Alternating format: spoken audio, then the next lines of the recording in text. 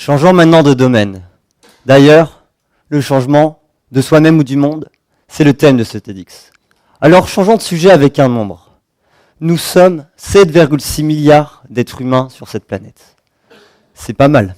Non, c'est même énorme. Nous n'avons jamais été autant. À un tel point que selon le Population Reference Bureau, plus de 6% des êtres humains ayant vécu dans l'histoire de l'humanité sont encore en vie aujourd'hui. Pour vous faire comprendre à quel point c'est hallucinant, imaginez que cette salle de 100 personnes représente l'humanité. Donc avec les dizaines de milliers d'années de la préhistoire, les milliers d'années de l'Antiquité, le Moyen-Âge, etc. Eh bien les 6 personnes de devant représenteraient notre époque. Quelques dizaines d'années, un point sur une ligne. Le problème, c'est que la consommation d'énergie et de ressources devrait suivre cette courbe. Mais en fait, c'est même faux, parce que c'est pire que ça. Pour chaque personne, cette consommation est exponentielle.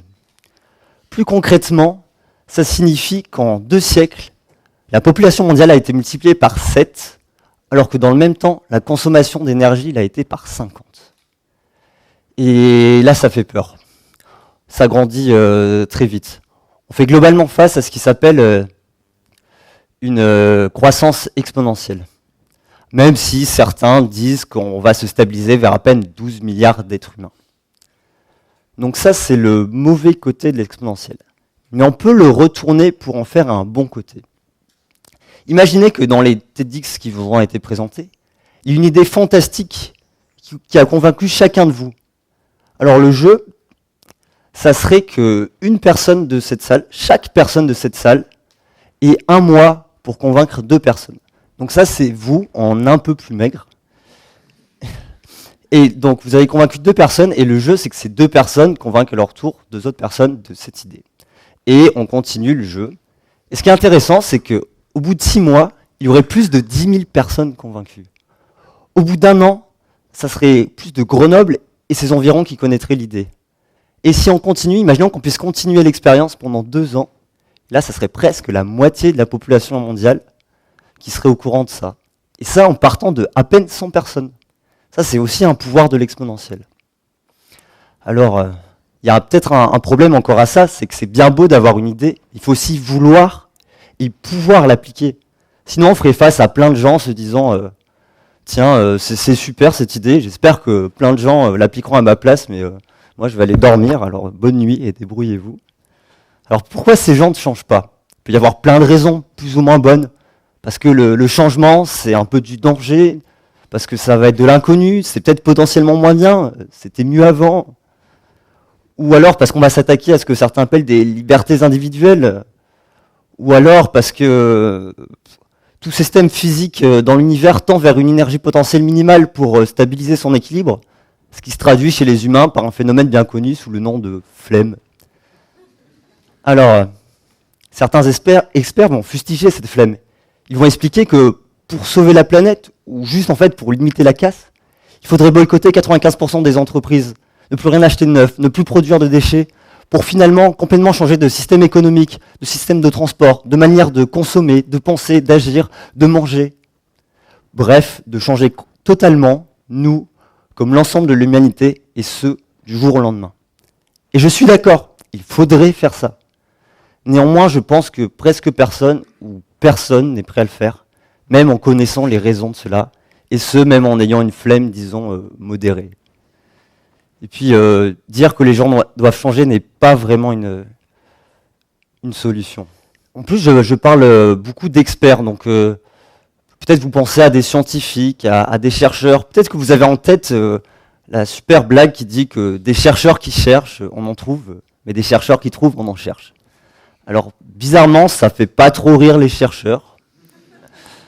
Et en plus, ça peut être un peu paradoxal, parce que c'est peut-être ces mêmes personnes qui ne changent pas, parce que justement, elles pensent que c'est à la science d'apporter toutes les solutions. Les scientifiques vont trouver des solutions. Ils vont trouver. On va trouver. Alors, je suis doctorant en mathématiques appliquées à l'imagerie médicale, et je vous le dis, hein, ne comptez pas sur nous. Enfin, ne comptez pas que sur nous. Il y a des journalistes qui n'aident pas vraiment à combattre ce cliché, parce qu'ils vont titrer par exemple des nouvelles technologies de batterie, une solution d'avenir fantastique au stockage de l'énergie. Ou alors, les piles à hydrogène, le carburant vert du futur. Ouais, non, je pense pas qu'ils vont vraiment écrire ça. Ah ben si, en fait. Alors, j'ai eu la chance de parler à des doctorants qui travaillaient sur des nouvelles technologies de batterie ou des piles à combustible hydrogène. Et je leur ai demandé, est-ce que c'est une solution d'avenir? Et ils m'ont répondu, on n'en sait rien. Donc, en fait, l'idée, c'est pas qu'ils sont super incompétents. C'est que c'est super difficile de voir si une technologie va avoir un impact important sur la société. Et je pense que ce qu'il faut retenir, c'est qu'il n'y a pas de solution technologique miraculeuse. D'ailleurs, par définition, la science n'est pas miraculeuse, même si elle peut être merveilleuse. Alors les scientifiques ont certes un rôle à jouer, mais il faut comprendre qu'il y a des erreurs qui ont été faites dans l'histoire de l'humanité, qui sont toujours faites. Par exemple, après la Seconde Guerre mondiale, il y a eu le souhait pour tenter de relancer l'économie et l'industrie et poursuivre dans une certaine idéologie, de fabriquer plein de voitures et de réduire en même temps les infrastructures pour les transports en commun. Donc ça, je ne sais pas si ça a vraiment relancé l'économie, je suis mal placé pour le dire, mais je pense que ça a pas mal relancé la production de dioxyde de carbone. Alors, donc les scientifiques, je le dis, ils ont un rôle à jouer, mais tout le monde, un politicien, un dirigeant du CAC 40, un ingénieur, un étudiant fauché, une mère célibataire surchargée, n'ont pas les mêmes responsabilités, les mêmes pouvoirs, les mêmes privilèges. Mais chacun peut agir à son échelle avec un impact fort. Personne ne peut aider tout le monde, mais tout le monde peut aider quelqu'un. Puis regardez les speakers qui sont passés. Ce n'étaient pas que des scientifiques, et ils n'ont pas que parlé de science. Et pourtant, chacun a essayé d'apporter sa vision, ses idées, ses solutions pour penser demain. C'est un peu la preuve que pour penser demain, il y a un spectre large de compétences et de domaines à aborder. Maintenant, je vais essayer d'être un peu plus concret. Il y a un Américain qui a eu un jour l'idée folle et géniale de mettre sa santé en danger en mangeant tous les jours dans une célèbre chaîne de fast-food américain. Et il en a fait un documentaire. Alors, son but, c'était de montrer qu'en diminuant la taille de certaines boissons et en ne proposant pas à chaque fois le menu le plus gros, on faisait déjà un pas contre l'obésité. Et il a réussi. Il a gagné son combat et quelques kilos. Mais il y a certains cadres importants de la société qui ont démissionné et il y a eu une prise de conscience. Donc regardez Super Size Me, mais ne faites pas ça, parce qu'il y a des meilleurs moyens de changer qui sont, eux, un peu plus bénéfiques pour la santé. Par exemple, vous pouvez vous former à l'utilisation d'un défibrillateur. Vous allez perdre, entre guillemets, 3 heures de votre vie, mais peut-être que vous ferez gagner des dizaines d'années de vie à quelqu'un. Donc là, on est sur des petits changements, mais qui peuvent avoir des vraiment grandes conséquences. D'ailleurs, c'est vraiment une idée que j'aimerais apporter que vous reteniez dans ce TEDx, c'est que des petits changements peuvent avoir des grandes conséquences. Il y a même une théorie mathématique basée là-dessus. Rassurez-vous, je ne vais pas trop parler de maths, mais sachez que ça s'appelle la théorie du chaos. Et vous la connaissez peut-être sous le nom d'effet papillon. Donc l'effet papillon, pourquoi ça s'appelle comme ça? Parce que c'est l'idée qu'un papillon qui bat des ailes peut, à des milliers de kilomètres de là, provoquer un typhon.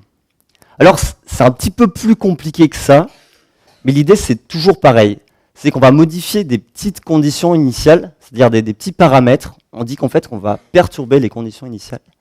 Et ces petits changements vont avoir des grandes conséquences et des conséquences totalement différentes. Pour illustrer ça, je vais parler de l'exemple historique de la théorie du chaos, qui est la météo. Vous êtes en forêt avec votre famille, vous vous baladez, vous faites peut-être du VTT, comme ça a été dit, et tout d'un coup, il y a une tempête.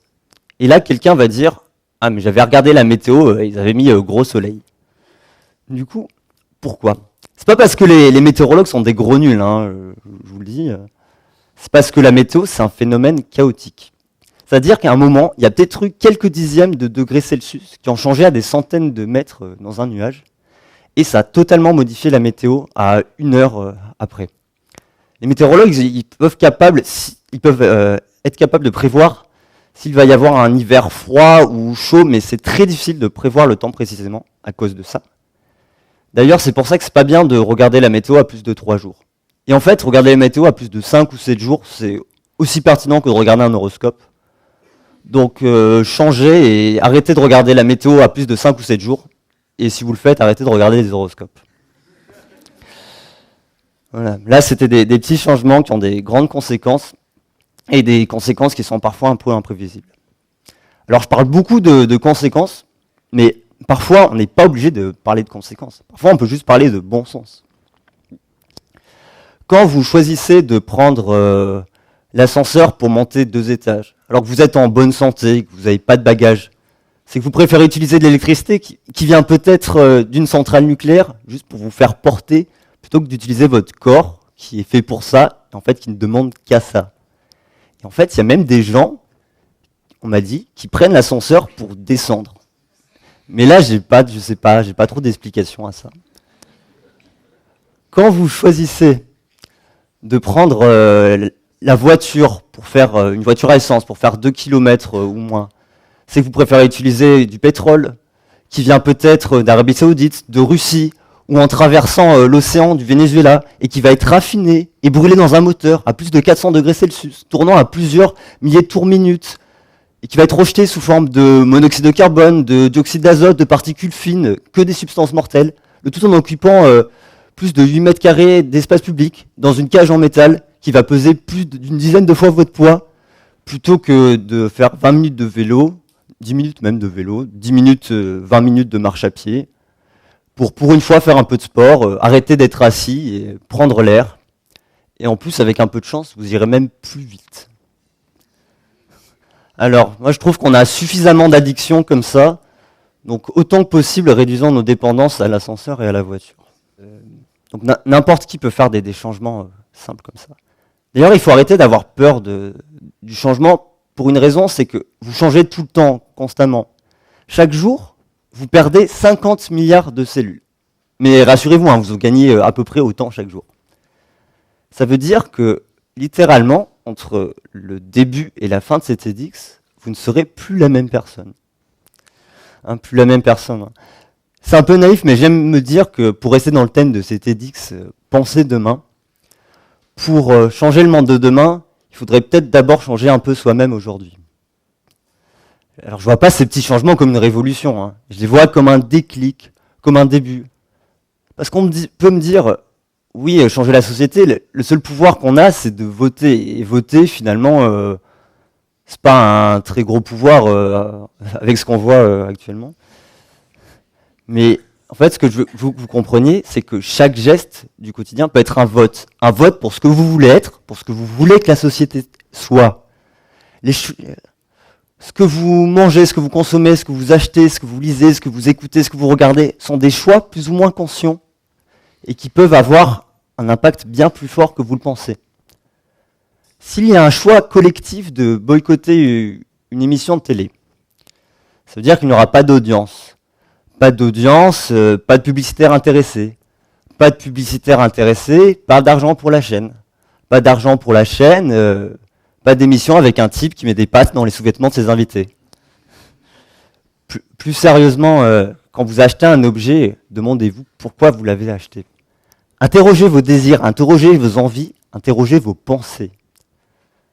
Demandez-vous où il a été fabriqué, comment, par qui, dans quel but, où il y aura l'argent investi, dans quelles conditions.